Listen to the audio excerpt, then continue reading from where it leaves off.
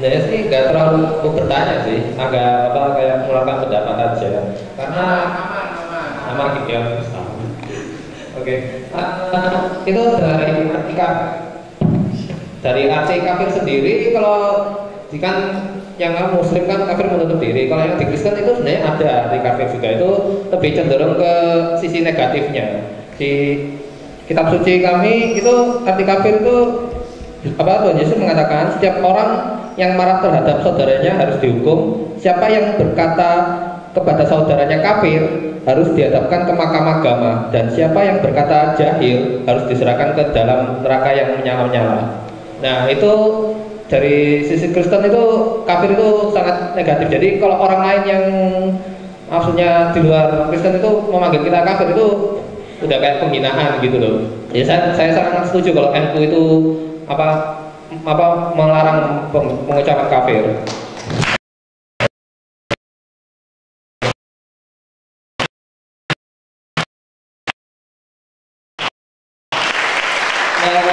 Di sisi lain soal kafir sendiri ada dari tokoh Muslim yang saya kagumi, yaitu Cak Nun sendiri tentang mengatakan halo, nah kafir itu yaitu dia halo, beliau mengatakan seperti ini. Anggaplah saya ini kafir. Hakmu apa? Apakah kalian yakin bahwa saya Muslim? Dari mana kalian tahu bahwa saya Muslim? Kalau ternyata saya itu hanyalah acting. Nah, itu Cak Nun yang mengatakan demikian. Dan berikutnya beliau juga mengatakan begini, aku menyebut diriku Muslim aja aku tidak berani, karena itu merupakan hak prerogatifnya Allah untuk menilai aku ini Muslim atau bukan. Jadi itu Cak Nun itu pinter banget menurut saya. Jadi dia sendiri nggak berani mengatakan dirinya itu Muslim. Yang berhak nilai diri kita itu beragama yang taat itu siapa? Orang lain atau Tuhan? Nah itu dari kata kafir itu yang berhak mengatakan orang itu kafir itu Allah atau manusia yang berhak mengatakan itu. Itu yang jadi poin tegasnya. Jadi orang lain itu nggak berhak mengatakan kafir atau yang di luar imannya itu. Jadi hanya Tuhan saja yang berhak mengatakan demikian. Ya, itu aja, terima kasih.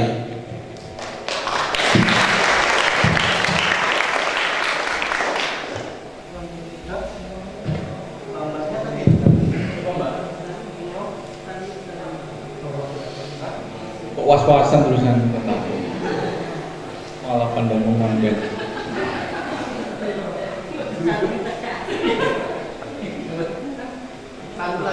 Apa lagi?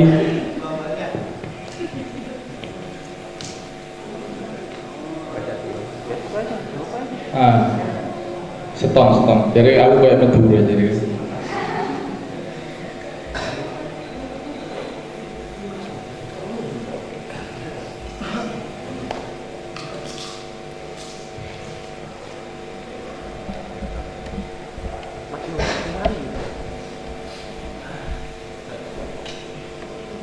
Assalamualaikum warahmatullahi wabarakatuh. Perkenalkan, nama saya Diki dari Berjas. Menurut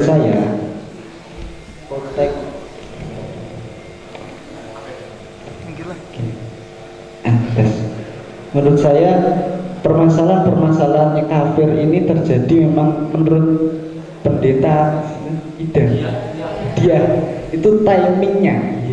Karena memang dari sekarang ini lagi panas-panasnya kontestasi politik dalam hal ini pilpres, dan kebetulan yang memusyawarahkan ulamanya termasuk menjadi calon wakil presiden. Makanya yang ternyata rata-rata yang menggoreng keputusan yang NU itu adalah mereka-mereka yang tidak pro dengan Yai Ma'ruf, atau dalam hal ini kubu yang lain, oposisi kan. Nah, ini menurut saya memang tidak perlu dipermasalahkan secara bertubi-tubi atau nemen-nemen, karena memang seperti ini memang timingnya saja. Ketika kalau penempatan NU ini tidak pada kontestasi politik dan ada salah satu calon yang NU, mungkin permasalahannya tidak terlalu besar. Nah, yang ingin saya tanyakan, ini nanti gampang. Tadi pertama saya sudah yakin mau tanya. Terus ada yang bilang jangan sampai menyangkut tentang teologi. Akhirnya saya samarkan sedikit. Jadi begini.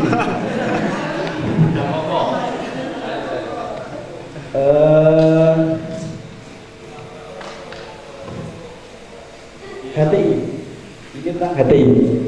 HTI tanggal 7 Mei 2018, HTI resmi dibubarkan secara hukum dan organisasi MK. Setelah itu mengajukan kasasi dan akhirnya ditolak pada tanggal 17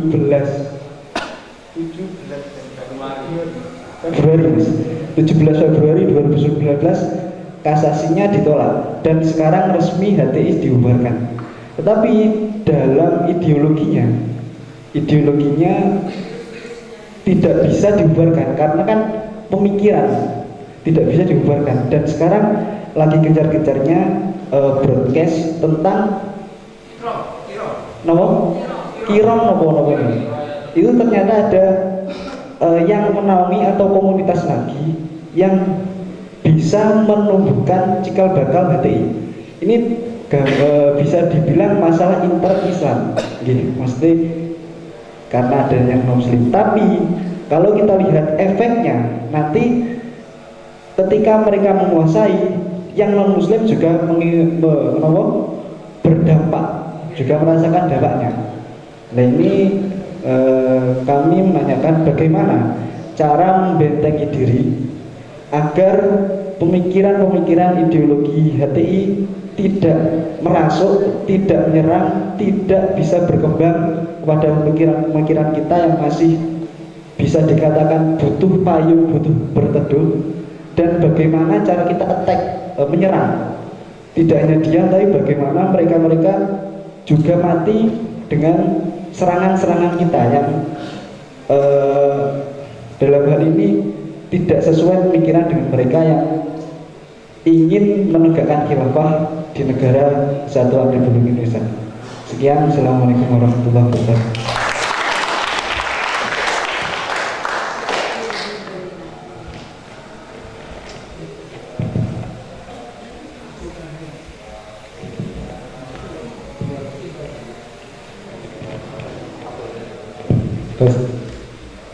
Ini berarti ya kurang satu ini berarti. Tadi kan hanya memberikan masukan ya.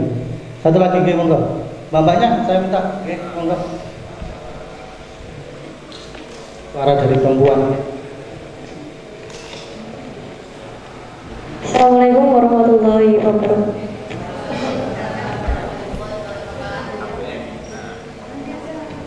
Di sini pertanyaan saya menanggapi apa yang dikatakan oleh Mas Diki tadi, bahwa Munas NU ini salah satunya melatar belakangi timingnya mawon yang tepat yang menjelang pilpres nonton ya. Jadi ketika saya pikir kembali, saya langsung nyaut,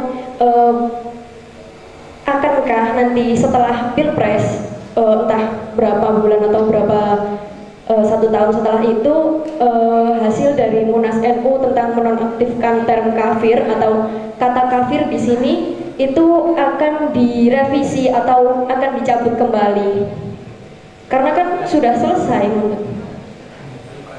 Iya, maksudnya ketika saya berpikir di situ, berarti barangkali bisa saja nanti keadaannya tidak lebih dari ini, kembali lagi seperti semula barangkali. Jadi yang ingin saya tanyakan seperti itu. Terima kasih.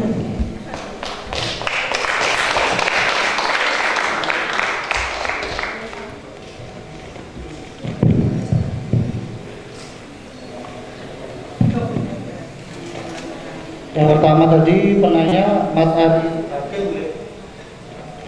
tentang bagaimana memastikan pada masyarakat soal kafir dan non muslim ini. Monggo Gus.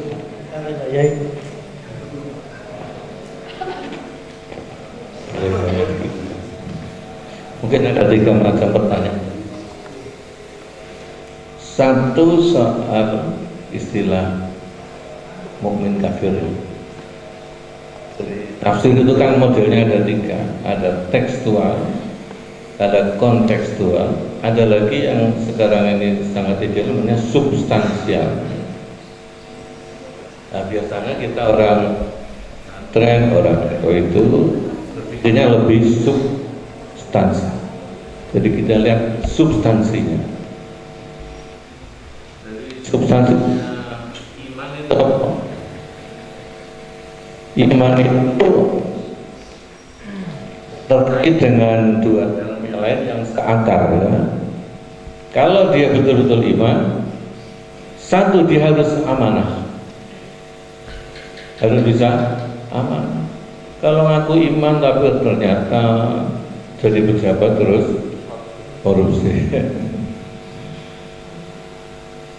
tidak amanah, itu tidak iman secara substansial.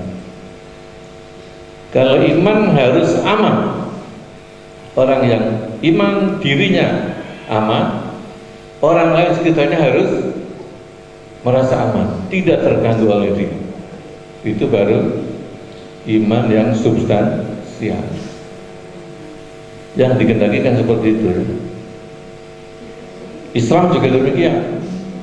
Ojo ngaku Islam kalau wong liyane gak selamat. Ini kan hadis Nabi ya. Al muslimu man salimal muslimuna min yadihi walisani. Orang muslim sejati yang substansial adalah orang yang orang lain itu semuanya tidak terganggu oleh lisan dan oleh tangannya. Jadi kalau lisannya masih suka mengkafirkan, mengapa lagi ya? Pokoknya ngelok-ngelok. Sekarang lisan kan banyak sekali. Lisan sekarang banyak diwakili oleh yang ditutul-tutul namanya.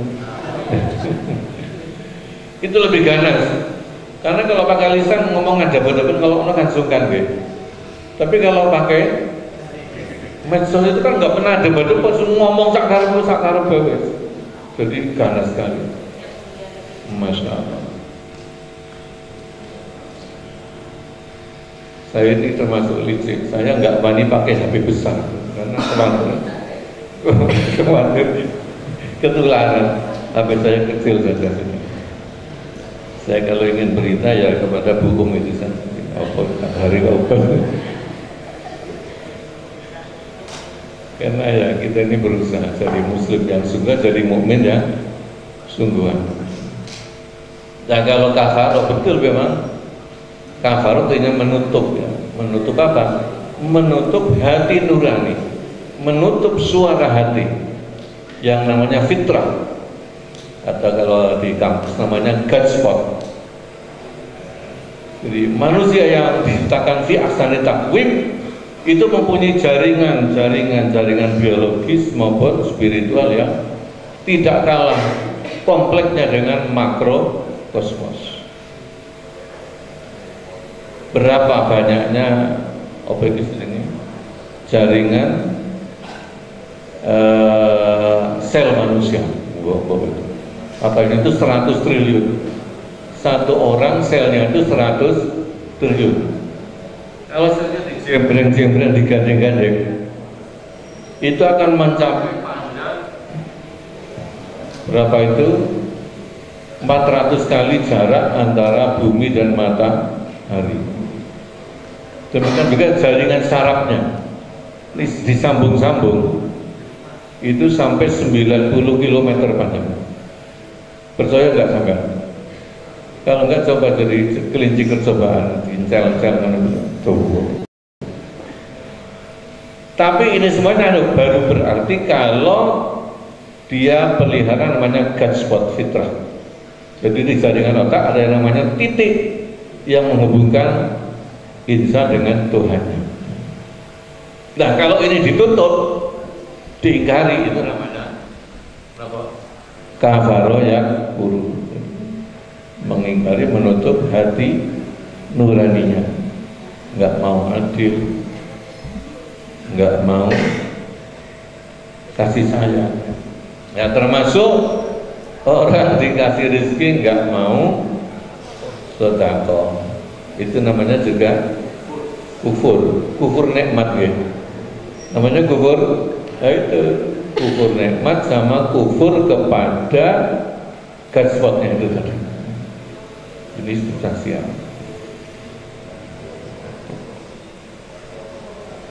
Terus apa mana? Nomor loro HTI. HTI itu ya sama dengan pendahulunya DII. Memang sudah dibubarkan, tapi secara ideologis masih tetap ada sisa-sisanya. Iya Bang. Masih ada orang yang berjiwa DI masih ada. Jadi pakai baju yang baru, apalagi HTI yang masih baru, itu sudah satu keniscayaan ya. Tapi bahwa secara formal dibubarkan itu sudah satu prestasi.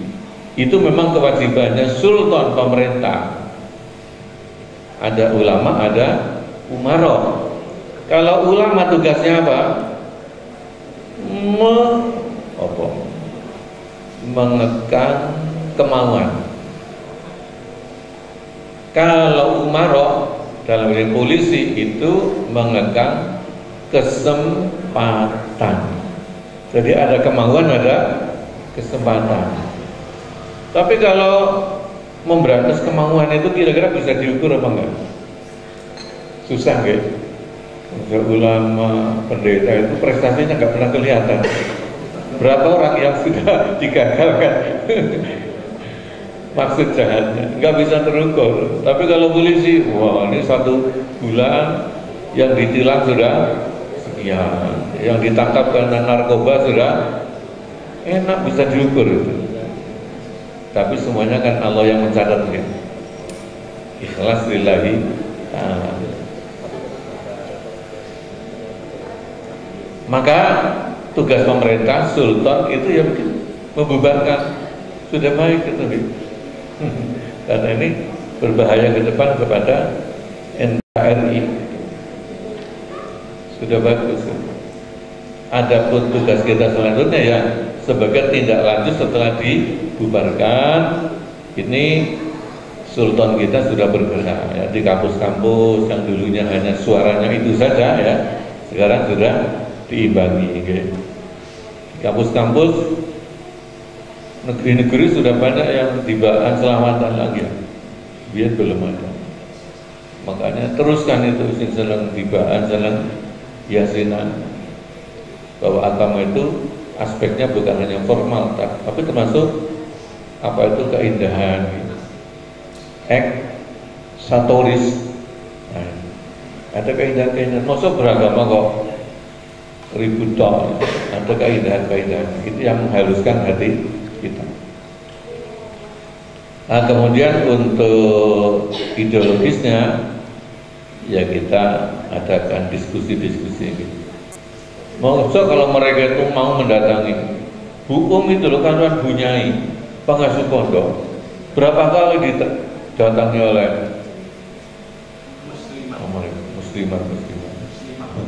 Maksud kita nggak wani, harus ada dan untuk face to face. Kalau perlu itu ngajak diskusi. Insya Allah kalau kita ajak diskusi akhirnya kan bisa ketemu nalar gitu ya, bisa ketemu nalar. Itu masalah. Satu lagi apa itu?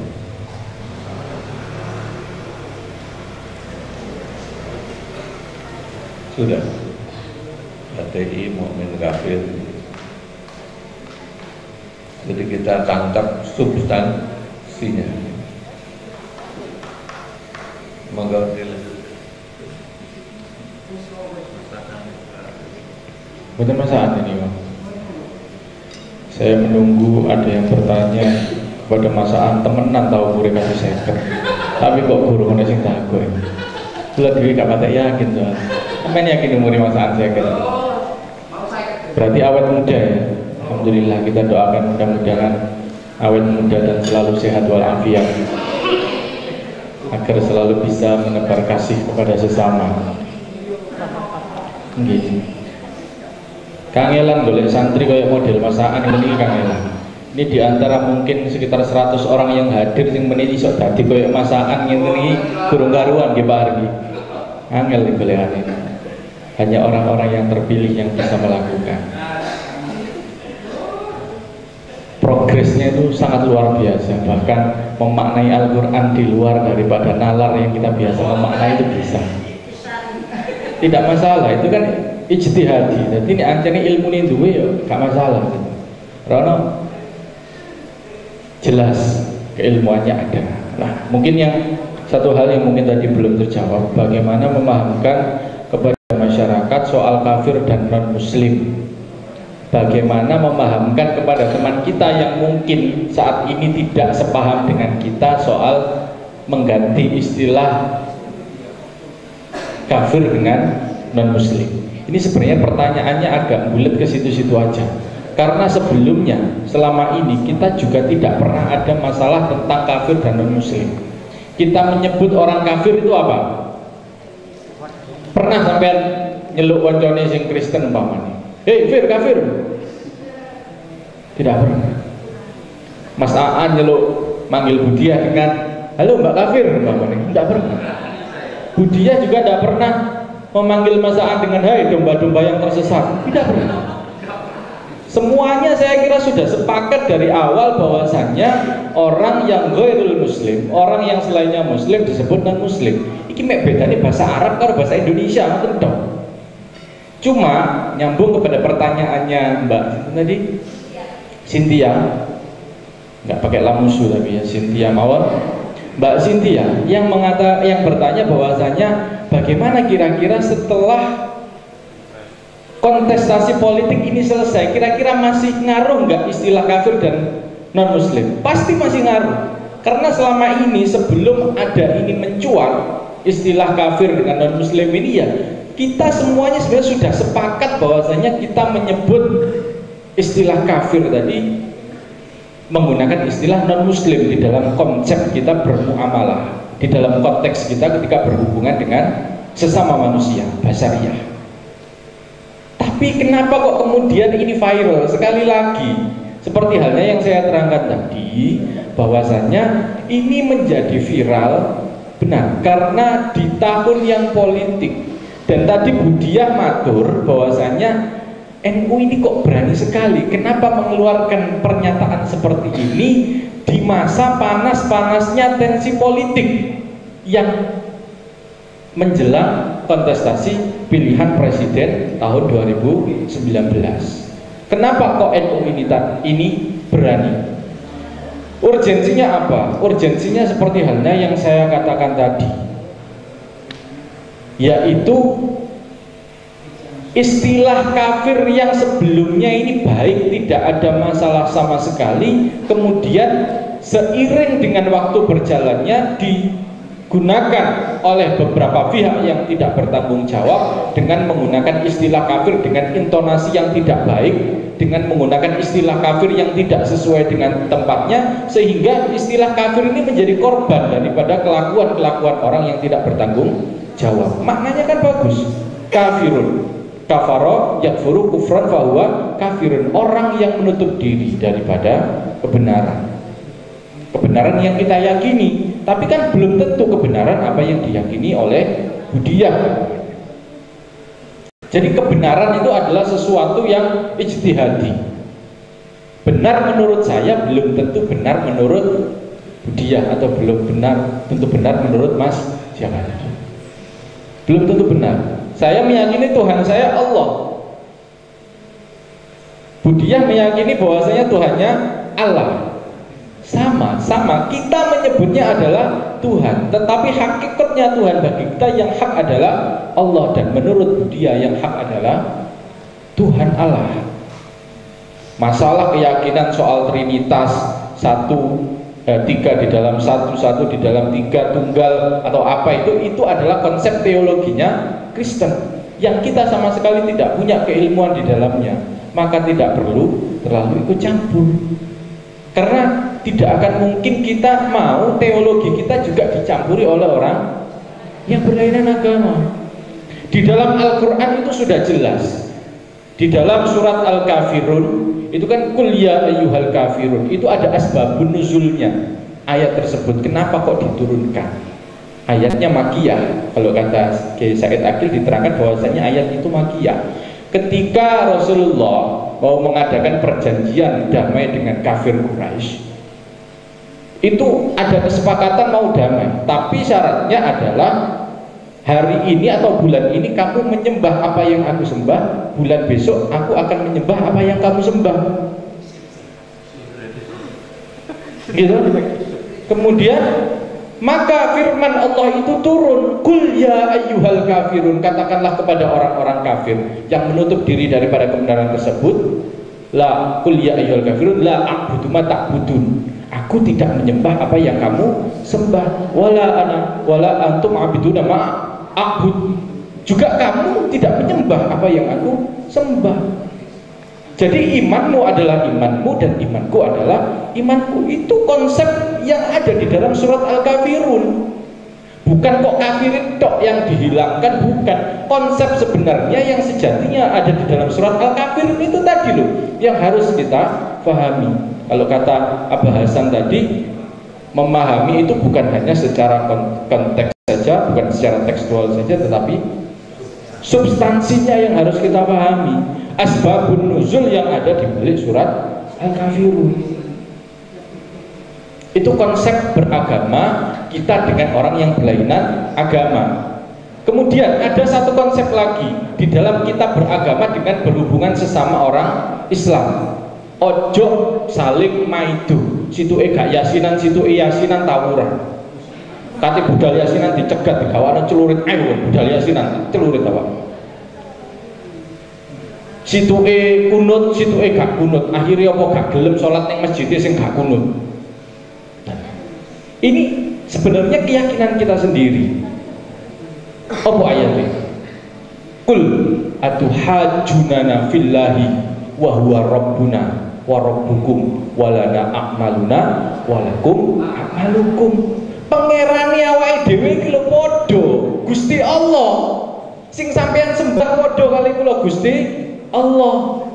Walana a'maluna walakum a'malukum. Maka kalau soal perselisihan amaliyah sing bangsa mung furu'iyah, itu jangan dijadikan tendensi yang kemudian memecah belah Islam ini menjadi sesuatu yang tidak terakomodir dengan baik.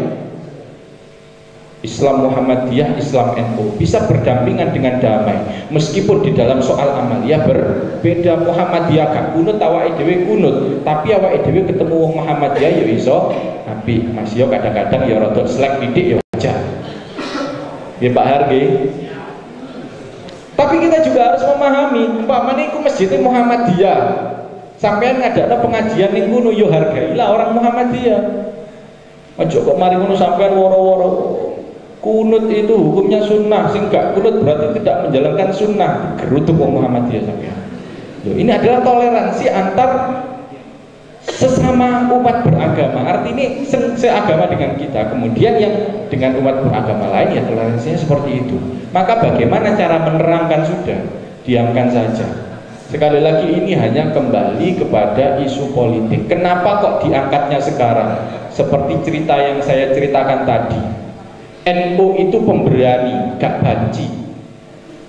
Maka di saat timing yang pas dan diperlukan, maka perlu disadarkan kembali kepada rakyat Indonesia bahwasannya awak musing biasa nih ngafir noi loh, salah.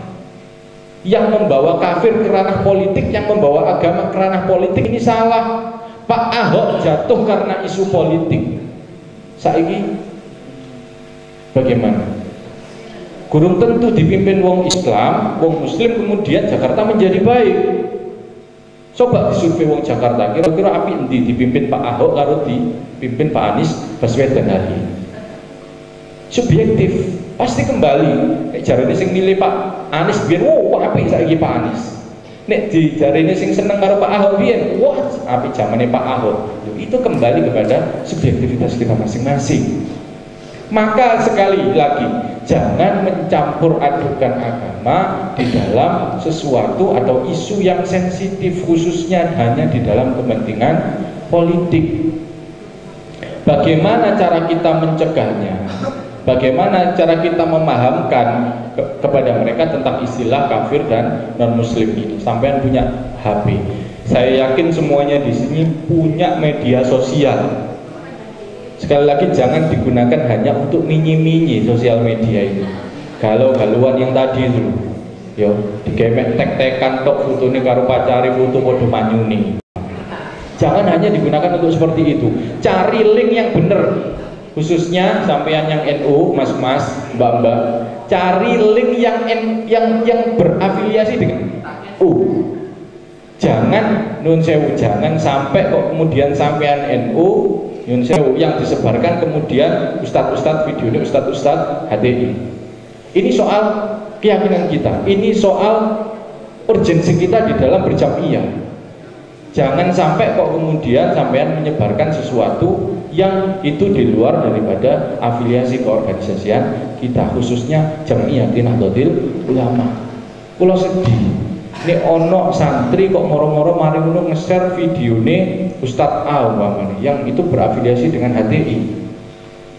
Kula sedih, sampean masih punya guru, sampean masih punya ustadz, sampean masih punya kiai yang masih jauh bisa lebih dipanut daripada ustadz-ustadz tersebut. Mek mergo gaul, pinter nang sosmed, pinter komentar, akhirnya salah nasrif, kafaro yukafiru,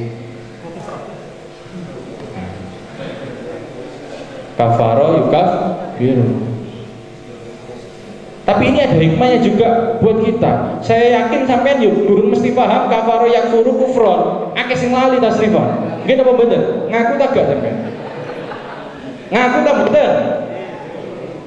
Dari ini peristiwa kafir ini kita jadi mengaji lagi soal amsilatut tasrifiyah. Kafaro bacane melok fa'ala yaqulu fa'lan, kafaro yaqfuru kufron. Jadi ngerti menefit pelatih mujarot iki piye, sulasi mazid iku piye, maknane dadi piye, nggih kan? Itulah, setiap sesuatu itu pasti ada hikmahnya. Buat saya kira itu mungkin yang bisa saya sampaikan buat nanti oleh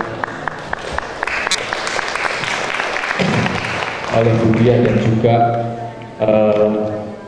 man of year Kiai Ansori. Sekarang sudah harus disebut sebagai Kiai.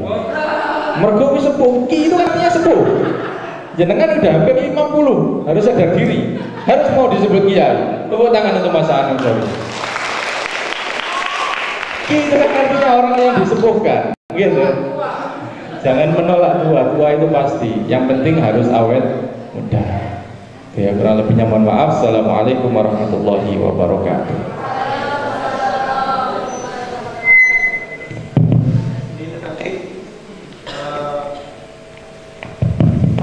Ulasan panjang lebar dari beberapa pertanyaan. Saya minta sekarang Bu Pendeta dengan Yai Aan. Iya, saya sedikit menanggapi karena tadi ada ayat Alkitab yang tiba-tiba muncul, gitu. Iya, memang kalau ngomong soal ayat Alkitab itu akhirnya kita akan bicara tentang tafsir. Kalau tafsir berarti kita akan mempertimbangkan konteks, dan kalau ngomong konteks itu tahunnya beda, penulisnya beda, bangsanya beda, ya mesti sini beda. Kalau nggak salah begitu ya Gus dan Pak Yai. Nah, ngomong tadi tentang yang disampaikan tadi berkenalan ya, yang ngomong siapa Dion itu, saking semangatnya untuk ya, jadi tadi kan sempat dikatakan bahwa ada ayat yang mengatakan orang yang memanggil saudaranya kafir, dia atau jahil gitu, nanti dia akan mendapatkan hukuman, pantas dihukum mati, kira-kira gambarannya begitu. Tapi itu memang konteksnya bukan untuk ditujukan kepada di luar komunitas Yahudi, tapi itu memang tujuan adalah dalam rangka ke dalam, jadi arahnya ke dalam komunitas Yahudi. Artinya kalau ada orang sesama Yahudi kemudian ngatain sesamanya Yahudi itu sebagai kafir, maka dia sedang menghina anak Abraham yang adalah umat perjanjian. Sebenarnya konteksnya begitu. Jadi itu tidak terkait dengan non Yahudi. Nah, terus yang kedua, kalau kita jadi sedikit sharing, ini bukan teologisnya, tapi lebih kepada untuk soal hidup bersama. Ada juga ayat di dalam Ibrani juga. Tadi saya mencatat, maaf, saya ambil dulu. Di Galatia pasalnya yang kedua ayat 14 itu dinyatakan begini: jika engkau seorang Yahudi hidup secara kafir dan bukan secara Yahudi, bagaimanakah engkau dapat memaksa saudara-saudara yang tidak bersunat untuk hidup secara Yahudi? Jadi zaman dulu adik-adik santri, bahwa orang Yahudi itu salah satu yang diwajibkan adalah sunat. Jadi kalau ada orang yang tidak bersunat atau khitan itu, nah itu masuk dalam kelompok orang yang tidak bersunat. Nah, kelompok orang tidak bersunat. Nah, kemudian saudara, kalau dari kalimat ini Galatia 2 ini kan jelas berbeda. Kalau yang disebut kafir itu adalah hidup secara kafir, itu artinya lifestyle kan. Kalau lifestyle berarti kalau kamu hidupmu jahat, kafir itu hidupmu secara kafir itu artinya tidak ikut jalan Tuhan yang penuh kebaikan, yang penuh kebajikan, tapi kamu hidup secara jahat gitu, bahasa kasarnya. Itu yang layak disebut kafir. Dan itu harus dibedakan dengan orang yang tidak bersunat. Itu status. Misal nih, saya perempuan, terus Gus Aan laki-laki begitu. Tapi itu status kami secara gender. Sedangkan pilihan tindakan kami itu yang menentukan kafir atau bukan, begitu loh. Itu kan dua hal yang berbeda. Bahkan lebih jauh lagi sebenarnya. Oh enggak. Perempuan enggak sunat. Ya. Jadi kalau lebih jauh lagi sebenarnya tadi saya bacakan, saya beri penekanan, bagaimanakah engkau dapat memaksa saudara-saudara yang tidak bersunat? Bahkan Rasul Paulus menyebut orang-orang yang dalam kelompok tidak bersunat ini artinya berbeda bangsa. Karena kalau orang Yahudi pasti akan bersunat. Kalau tidak bersunat pasti orang di luar Yahudi yang biasa disebut kafir itu kemudian gitu oleh mereka. Padahal yang sebenarnya itu kafir itu dipahami sebagai lifestyle-nya, pilihan tindakan tadi. Tapi bahkan Rasul Paulus mengatakan itu menyebut mereka sebagai saudara-saudara gitu. Itu kan memanusiakan gitu. Jadi sangat berbeda. Saya makanya tadi menemukan ada sebuah kesamaan dengan yang dinyatakan atau di-sharekan oleh Gus Aan, bahwa ya jangan disamakan dong antara apa tadi Gus? Antara Islam dengan iman gitu. Antara Islam dengan iman. Nah itu kan sama.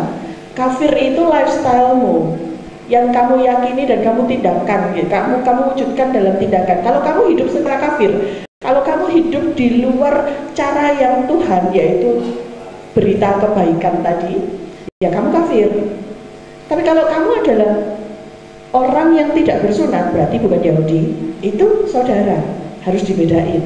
Kalaupun yang tidak bersunat ini hidup secara tidak kafir, ya dia saudara, gitu. Tidak bisa disebut, meskipun dia bukan Yahudi disebut sebagai kafir gitu, tidak bisa.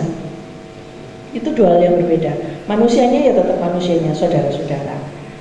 Mungkin saya bisa menambahkan itu saja. Terima kasih.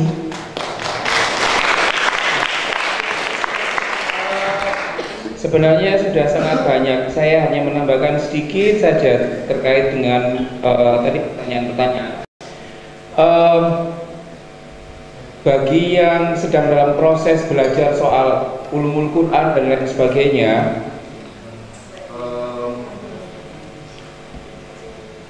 saya itu memaknai jika Al-Quran itu diperas saya mengamini apa yang diomongkan oleh seorang ulama besar kelahiran Afghanistan namanya Profesor Qasim Kamali. Beliau profesor di Islamic University di Malaysia. Beliau masih hidup dan dia profesor in Islamic Law, artinya ulama yang kontemporer. Saya mengamini beliau yang mengatakan bahwa kalau mau diperas, Al-Quran itu sesungguhnya ngomong soal 5 hal.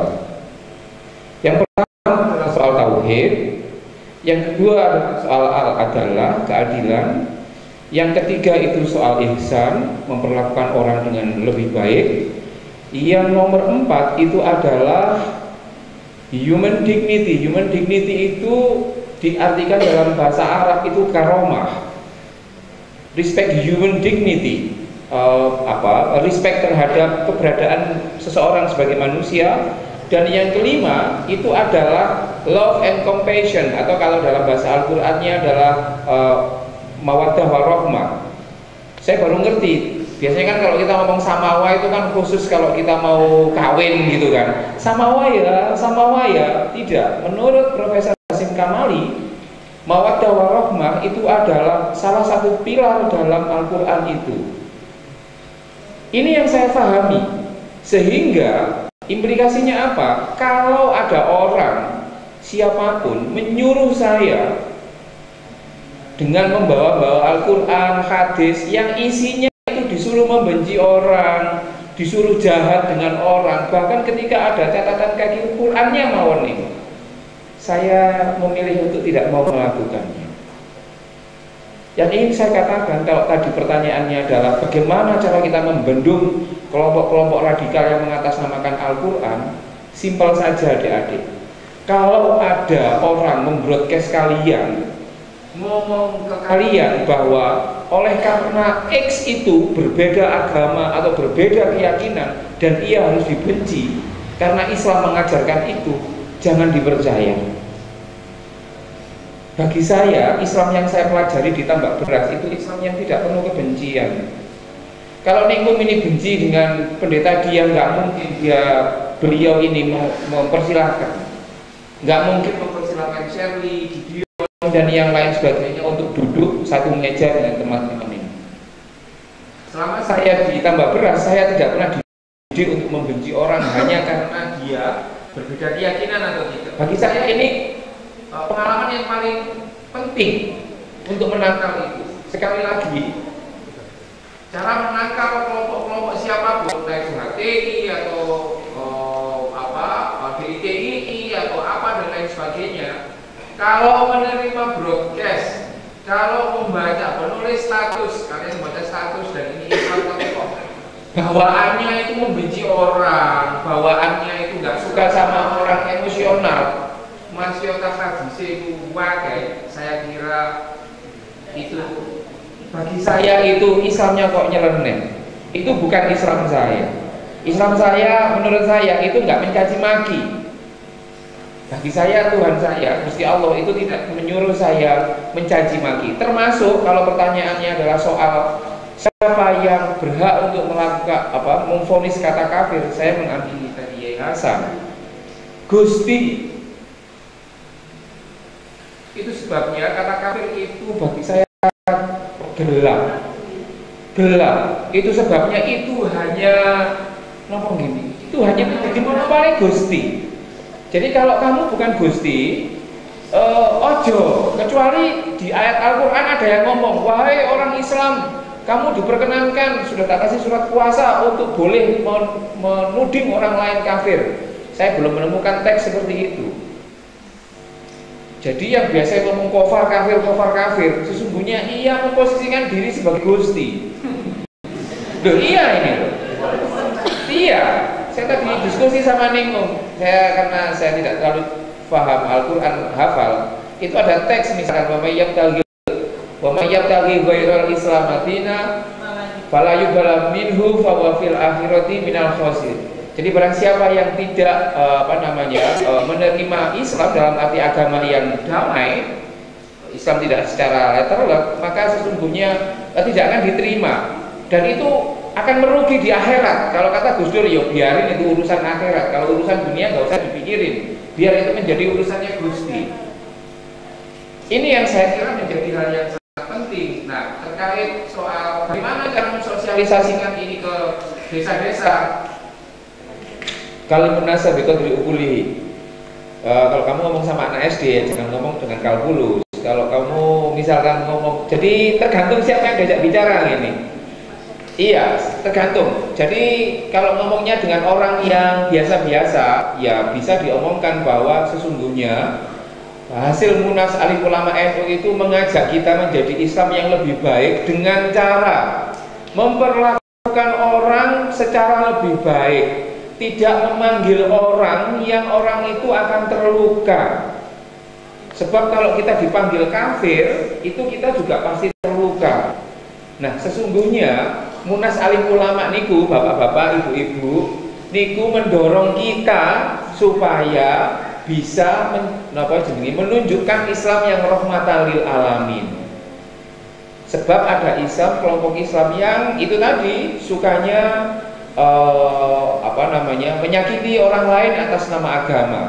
Jadi NU itu meminta kita supaya kita menjadi pribadi yang ihsan, pribadi yang muslim yang rahmatan lil alamin. Islamnya ramah, bukan Islam yang marah-marah kayak gitu kan. Islamnya itu merangkul, bukan memukul. Kira-kira seperti itu, Mas, yang tadi soal bagaimana caranya menjelaskan ke orang desa itu. Apakah ini selesai pasca Pilpres? Ini gak ada, menurut saya, ini gak ada urusannya dengan Pilpres. Jokowi itu bukan orang kafir, bukan. Dia sahadat, dia juga orang kaji. Gak ada urusannya. Tapi kita kasih tahu ya, kenapa NU kayak gini. Tapi jangan bilang siapa-siapa ini. Enggak, ini serius. Ketika Islam Indonesia bertemu dengan NKRI dan Pancasila, Islam Indonesia itu terbelah menjadi dua. Islamnya Mbah Wahab, NU yang diteruskan oleh Gus Dur, dan Islam ideologis. Islam ideologis itu pokoknya serba Islam. Islam ideologis ini kalau dalam bukunya Pak Arif Afandi itu adalah Islamnya Gus Dur dan Islamnya Pak Amin Rais. Kalau dalam bukunya Pak Arif Afandi begitu. Kalau Gus Dur NKRI ya harga mati, ya NKRI seperti ini. Tapi kalau yang sebelah NKRI bersyariah, casingnya Pancasila, jeroane itu syariah. Sama-sama Pancasilanya, Pancasila versi Gus Dur atau Pancasila yang tetangga sebelah. Pancasila tetangga sebelah itu ya Pancasilanya tetap ada, tetapi apa nih nek cara Jombang lamis itu ngomongin. Ya ngomongnya I love you, tapi dia di belakang itu berselingkuh, kira-kira seperti itu. Aku suka padamu, tapi dia mengirim messenger kepada orang yang lain, berselingkuh, lamis. Nah, Islam itu cuma ada dua, Islam substantif, Islamnya Gus Dur, atau Islam ideologis. Islam ideologis itu kalau dalam Orde Lama, ya Masyumi itu, mereka tidak akan pernah tidur dengan nyenyak sampai negara ini berganti dengan negara Islam, baik versi ISIS ataupun versi yang cloningan. Versi cloning itu adalah Pancasila tetap dipakai, NKRI tetap dipakai, tapi jeroannya adalah jeroan syariah itu sendiri. Jadi sekali lagi, momentum ini bukan momentum soal Pilpres. Momentum ini jauh lebih tinggi, yakni NU sedang memanggil seluruh tumpah darahnya untuk bersetia kepada apa yang telah diwariskan oleh Mbah Wahab Hasbullah, Mbah Hasim As'ari, dan juga Kiai Haji Bisri Samsuri. Saya kira itu, matur suwun.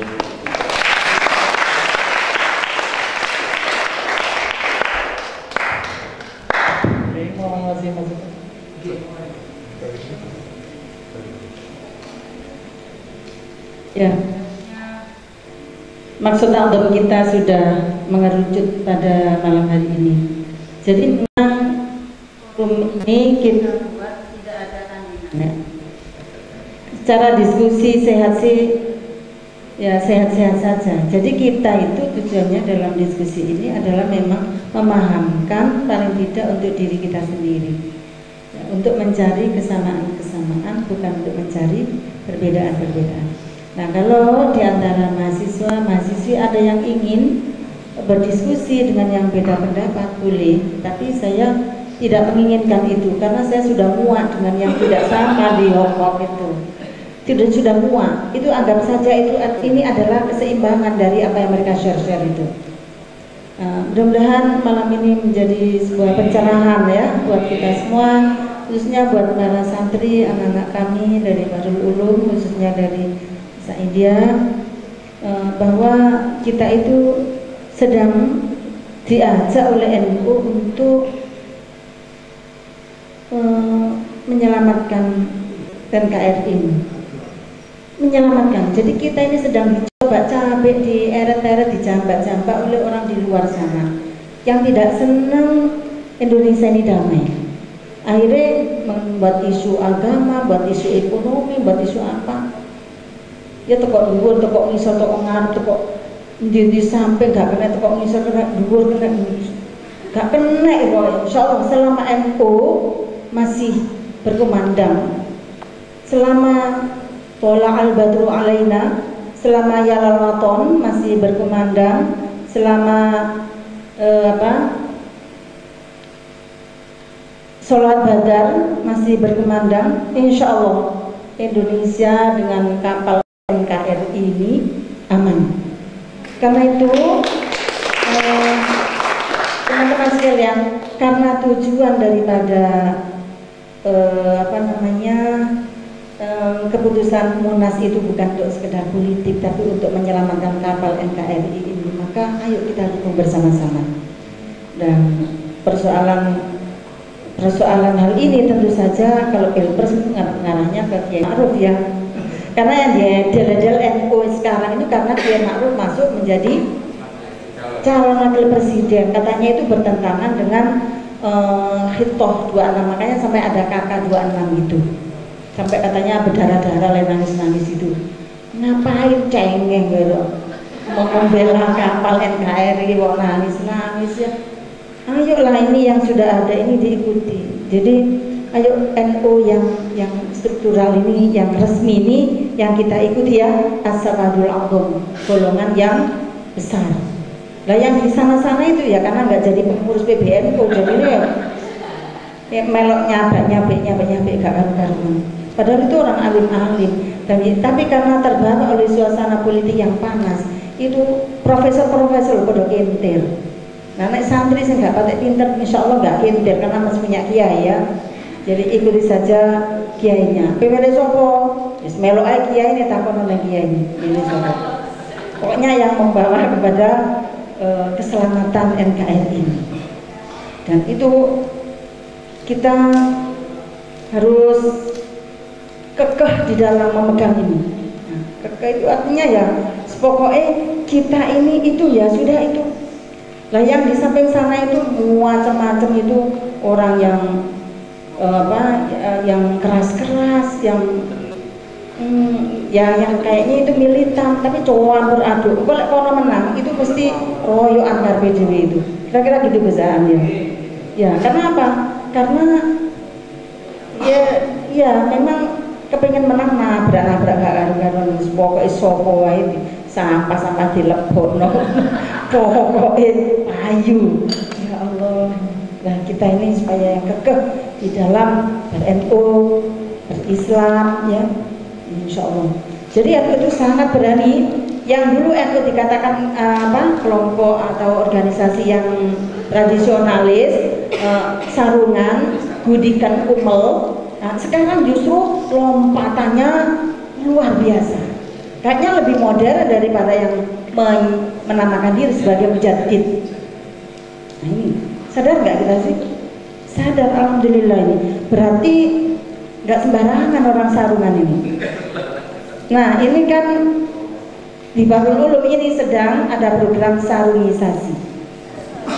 Sarungisasi itu sarung di sini ada capnya Bahrul Ulum. Jadi santri kalau setiap harinya harus pakai sarung itu. Bapak gak ganti? Ya boleh, satu santri beli 2, beli 3 boleh gitu. Itu harganya 100.000. Bagus sarungnya. Wah, saya daftar 300 biji. Nggak boleh sama yayasan, sesuai dengan jumlah santri lakinya saja. Ya wes aku njaluk 150 ini. Kok kating ngitung santri itu dah. Tapi nggak boleh dikasih ke orang yang selain santri baru dulu. Nah, sarungisasi. Ini betapa sarung itu mahal harganya ya. Ini gosaan ini nang dindi ya kayak ini. Ya. Saya di sini tidak ngobrol masalah LGBT karena tidak tempatnya. Tapi tak terangin bahwa gosaan ini adalah orang yang paling merangkul LGBT. Maksudnya melindungi dan gak dicaci-caci tadi. Ya saya sih sepakat aja. Yang penting gak berdakwah, yuk rek melo LGBT. Yang gak boleh itu kan melo LGBT-nya itu ya. Kalau ayo kamu manusia, kamu tak manusiakan, kamu juga merasa sakit.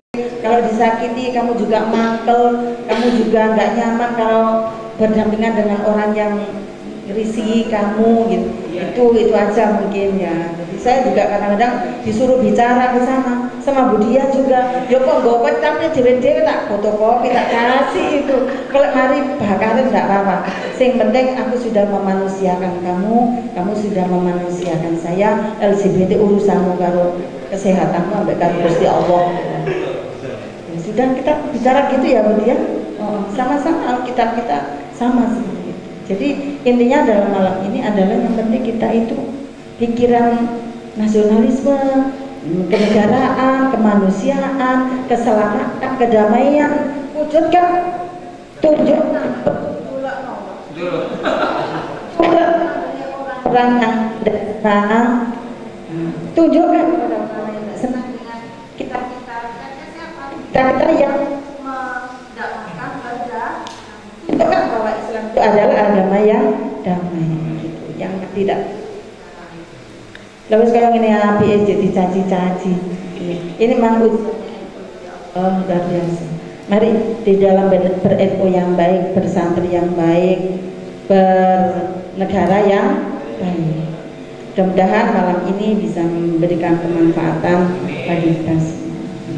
Terima kasih, dan atas kekurangnya betul-betul mohon maaf kalau nggak cukup apa-apanya itu, yaitu panitianya dari Formasada ini mengalami keterbatasan dan sampai di sini kemampuannya.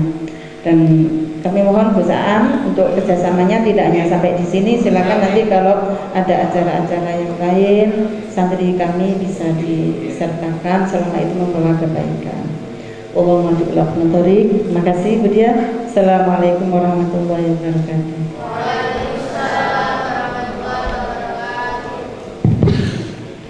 Terima kasih untuk semuanya. Ada manajemen acara. Ini tadi sudah luar biasa kan diulas A sampai Z, ngomong kemanusiaan, ngomong tentang apa tadi? Tafsir dan segalanya lah itu tadi. Iya, lengkap sudah ya. Ini kadang kayak gini event-event seperti ini nggak ada di bangku kuliah, kadang. Iya. Jarang sekali. Karena kadang ya itu tadi ngomong 1-2 Gus. Ada kalau kampus yang mendukung nomor sekian nggak mau ngomongin tentang toleransi. Nah, ini sudah luar biasa. Dia ini sudah mau terbuka dengan hal-hal seperti ini. Oke. Ya, sekian dari saya. Ya, saya minta doa supaya ya, bermanfaat. Kita diskusi dari awal sampai akhir. Monggo. Ini adil qabul wa husulil maqbul wa tamami kulli sul wa inna hadratul rasul sallallahu alaihi wasallam. Alhamdulillahirabbil alamin arrahmanir rahim maliki yaumiddin. Ya bihamdihi wa iyyaka nasta'in ihdinas siratal mustaqim. Siratal ladzina an'amta 'alaihim. Amin. Bismillahirrahmanirrahim. Alhamdulillahirabbil alamin. Hamdan أهان ولا قوة إلا بالله العظيم. اللهم لك الحمد الشكر ولك المن والفضل فأنت ربنا حقا ونحن عبيدك رقا وأنت لم نزال بذلك أهلا. اللهم يا عظيم السلطان ويا قديم الإحسان ويا دائم النعم صل على سيدنا محمد وعلى وسلم وارض عن الصحابة أجمعين اللهم أرنا الحق حقا وارزقنا اتباعه وارنا الباطل باطلا وارزقنا اجتنابه اللهم أحسن عاقبتنا في الأمور كلها واجرنا من خزي الدنيا وعذاب الآخرة اللهم ألف بين قلوبنا واصلح ذات بيننا واهدنا سبل السلام اللهم اجعل بلادنا إندونيسيا وسائر البلاد المسلمين بلادا آمنة مطمئنة نقية برحمتك يا أرحم الراحمين اللهم انفعنا بما علمتنا وعلمنا ما ينفعنا وارزقنا علما ينفعنا اللهم افتح لنا في فتوح العارفين اللهم اجعلنا من الذين قالوا ربنا الله ثم استقاموا فتنزلوا عليكم ألا تخافوا ولا تحزنوا فبشروا بالجنة التي كنتم توعدون ربنا آتنا في الدنيا حسنة وفي الآخرة حسنة وقنا عذاب النار اللهم ادخلنا بحسن الخاتمة وصلى الله على سيدنا محمد الحمد لله رب العالمين.